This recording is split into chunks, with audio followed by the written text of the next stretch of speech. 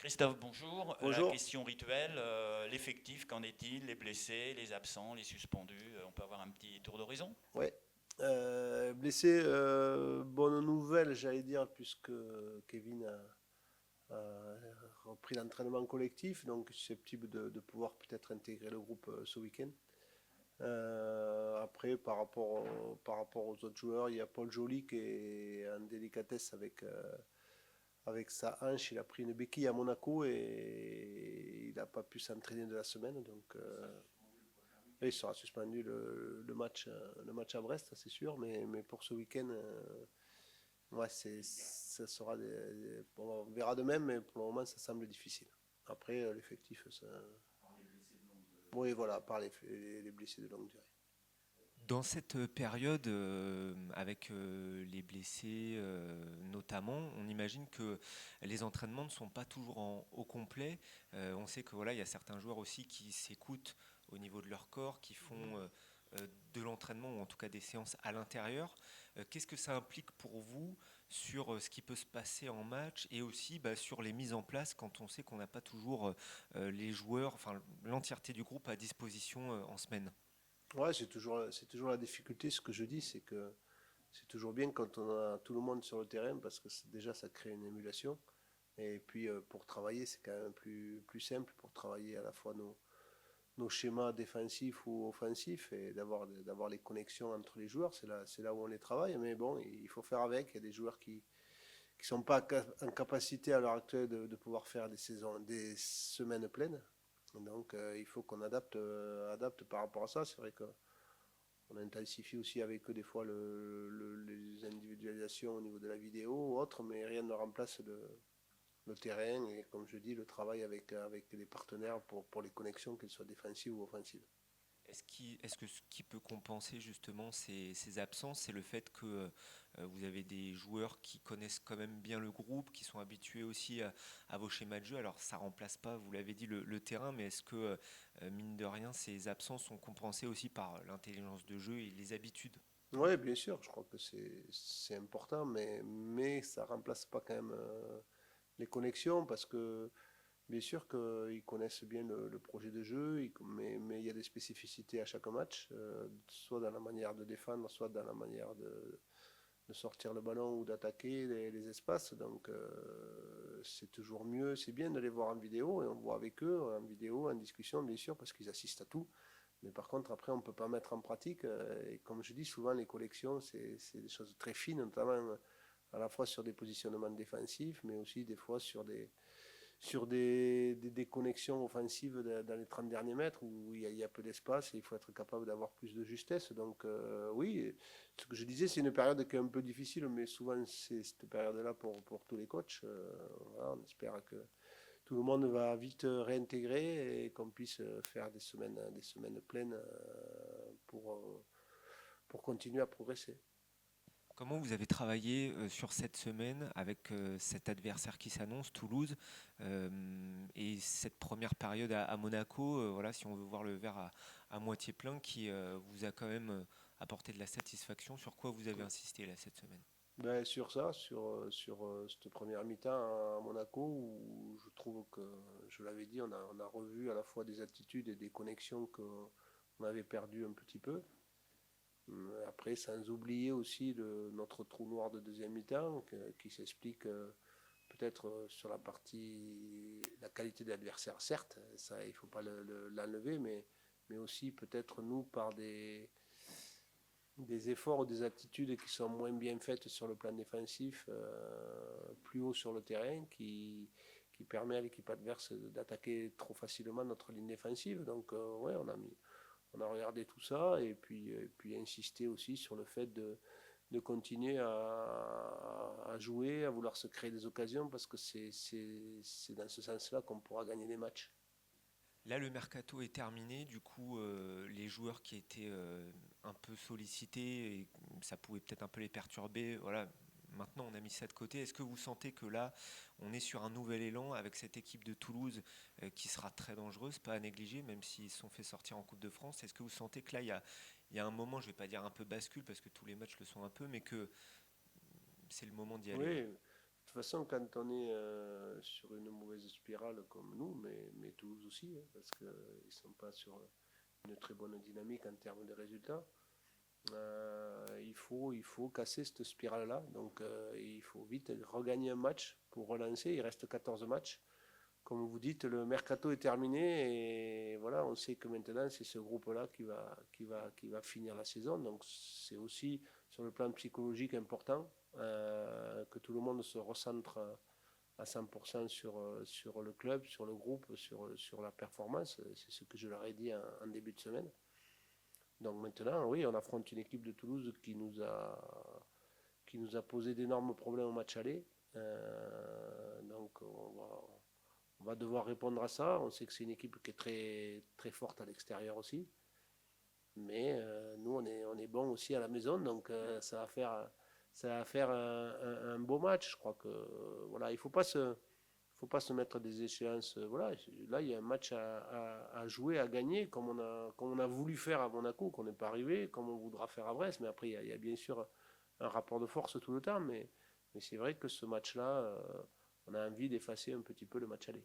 Surtout qu'au match aller, c'est au match aller que la boucle négative a commencé. En tout cas, même s'il y a eu des bons matchs entre-temps, PSG, Lens, oui, parce etc. qu'en fait, certes, on n'a pas gagné depuis 7 matchs, oui, mais il y a quand même des bons matchs qui ont été faits ici. Je parle notamment de PSG, Lens et Lille.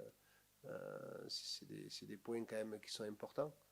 Donc tout n'est pas à jeter, mais bien sûr il faut qu'on arrive entre guillemets, à transformer ces matchs nuls des fois en victoires ou peut-être des fois des défaites en matchs nuls parce que chaque point est important pour avancer dans ce classement. Et ce que je disais aux joueurs, c'est qu'en fait 2025, sur les 5 matchs qu'on vient de jouer de championnat, 3 fois on a mené au score. Donc en fait, il y a cette chose aussi à dépasser sur le plan mental. Il y a des choses à faire quand on mène au score dans notre organisation de jeu, dans notre possession, dans notre récupération du ballon plus ou moins haute, notre position du bloc. Ça, c'est un travail qu'on fait tous les jours, que ce soit sur le terrain ou en vidéo, et en discussion avec les joueurs. Mais après, je pense qu'ils doivent aussi s'approprier les choses quand ils sont sur le terrain et je trouve que là, ça manque un petit peu en gros de moelle, quoi. De moelle, de leaders qui prennent les choses en main, parce que sur le terrain, c'est eux aussi à voir un peu comment les matchs passent. Quand on mène au score 3 fois, dont 2 fois à l'extérieur, à Strasbourg, à Monaco, on ne peut pas prendre 3 buts derrière. C'est ce qui nous est arrivé à Strasbourg, c'est ce qui nous est arrivé à Monaco. Donc c'est que quelque part, à un moment donné, il n'y a pas un peu de caractère, un peu plus de caractère, j'attends de mes leaders, mais de l'équipe en général aussi. Ouais, c'est ce que vous disiez. Parfois, votre équipe ne savait pas trop gérer le tempo. C'est souvent ce que vous avez employé comme terme. Vous parlez des leaders. Est-ce que, ils sont pas perdus sur le terrain, mais est-ce qu'ils s'en réfèrent peut-être un petit peu trop à vous Oui, non, mais c'est ce que je leur dis. Je leur dis que nous, on travaille sur des plans de jeu la semaine. On travaille même sur des scénarios.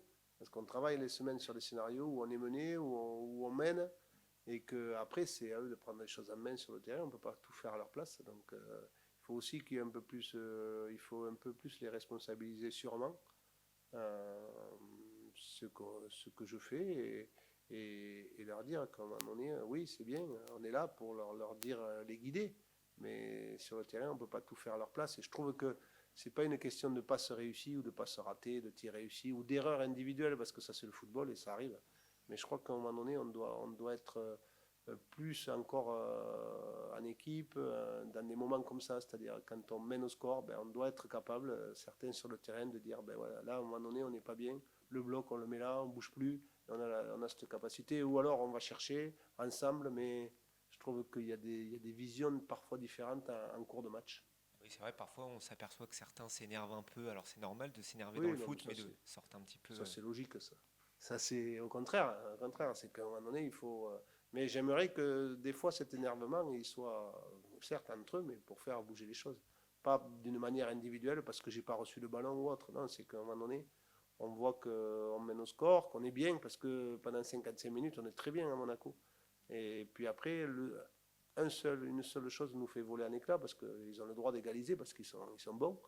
Mais derrière, on ne peut pas, nous, en 8 minutes, exploser de la sorte. Et j'ai l'impression qu'on subit ces choses-là. Donc en fait, là, c'est sur le terrain où c'est qu'ils doivent prendre les choses en main un peu plus. C'est un manque de maturité par rapport à la Ligue 1. Je pense oui, parce que quand on regarde, j'ai souvent tendance à dire qu'on commence à vraiment être un joueur de Ligue 1 quand on a fait nos 100 matchs, 3 ans, et on regarde dans notre effectif, il n'y en a pas. Voilà, donc il y a beaucoup de joueurs qui sont à 15-20 matchs. Hein, donc en fait, ouais, cette maturité, elle s'acquiert au fil des saisons, des matchs. Et voilà, donc, mais il faut grandir. Et ces erreurs-là, c'est sûr qu'on les paye. Maintenant, l'expérience, c'est de ne pas les refaire. Ce qui est bien, c'est que les joueurs sont vraiment ils sont conscients de ça. Quoi. Ils ne se cachent pas derrière de dire il y a ci, il y a ça, c'est l'arbitre. Non, non.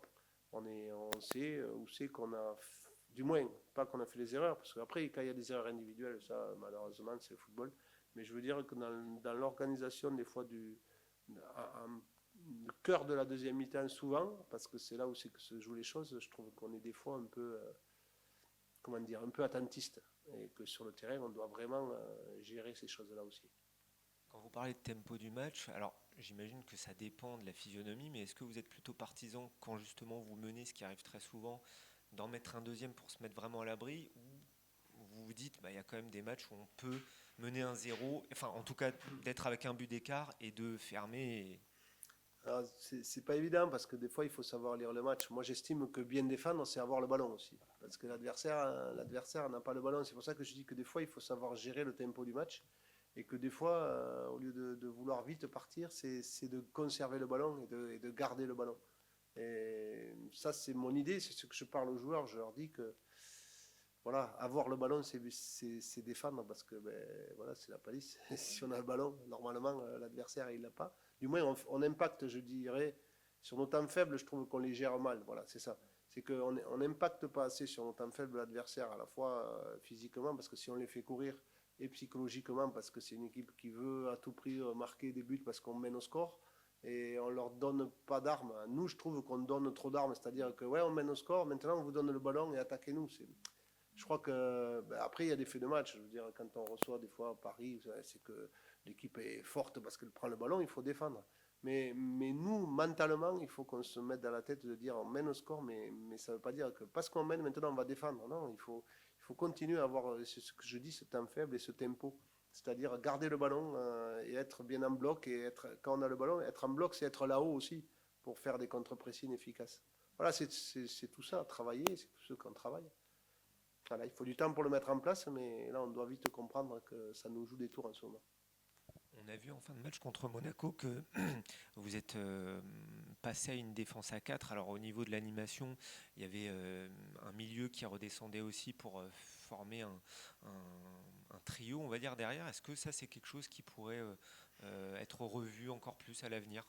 Mais, vous savez, moi sur les systèmes, en fait, c'est les animations. Je crois que souvent, quand on dit, quand on joue à 4 face à des équipes qui ont une forte possession, on se retrouve à jouer à 6 parce que nos deux excentrés, ils jouent latéral.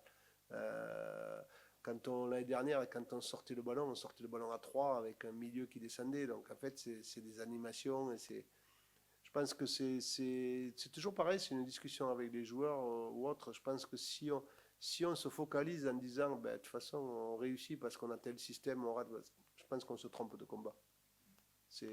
Moi j'aime quand mes équipes, c'est des équipes hybrides et qui soient capables de jouer dans tous les systèmes.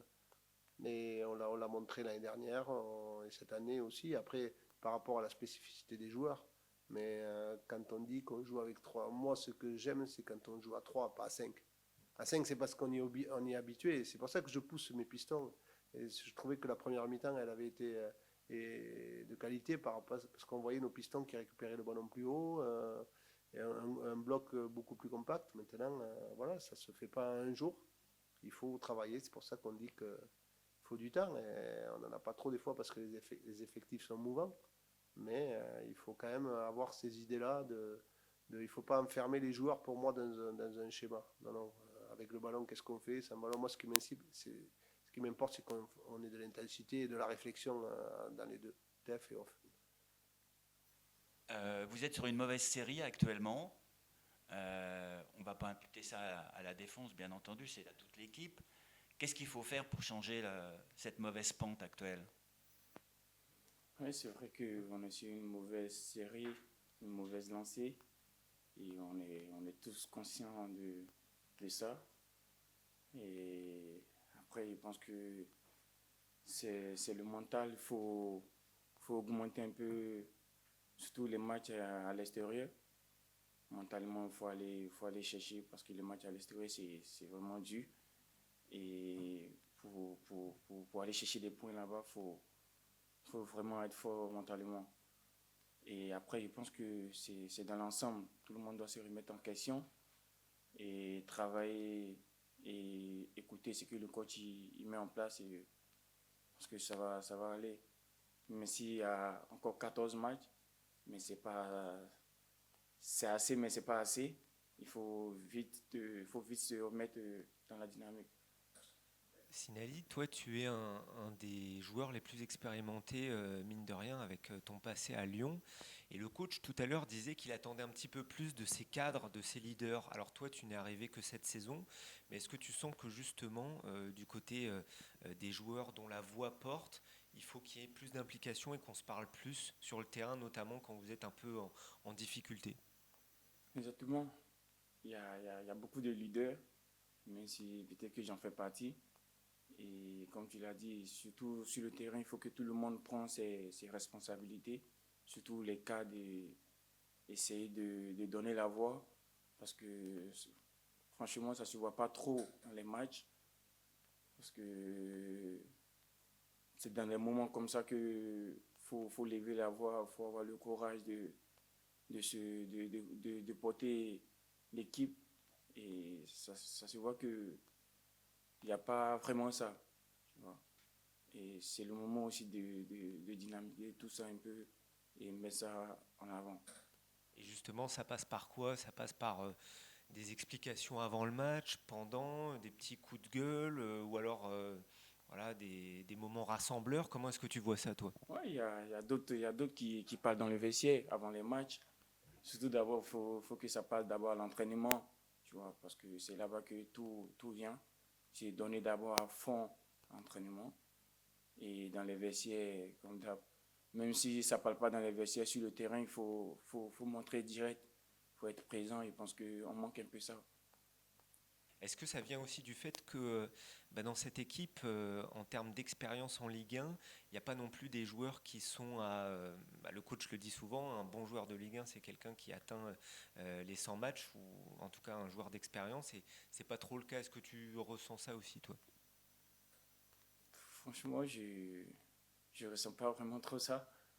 Parce que pour être un bon joueur de Ligue 1, pas forcément avoir les 100 matchs, c'est d'être toujours présent dans les matchs et faire des performances à chaque match. En fait. Et si vous faites des bonnes performances, ben, vous serez un bon joueur de Ligue 1 quand même. Cette équipe de Toulouse, comment vous abordez ce match, sachant qu'à l'aller, ça avait été un petit peu compliqué, c'est un peu une bête noire, ils vont pas très bien en ce moment?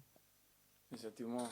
Le match aller, surtout moi, je l'ai payé cash parce que j'ai joué 45 minutes et ça m'a frustré quand même. Donc j'espère que le match de dimanche, ça va être le contraire. Parce qu'il faut avoir les 3 points obligatoirement ici. Et ici, ça compte encore plus parce que à domicile, vous réussissez bien. Vous vous appuyez aussi sur la bonne première période à Monaco.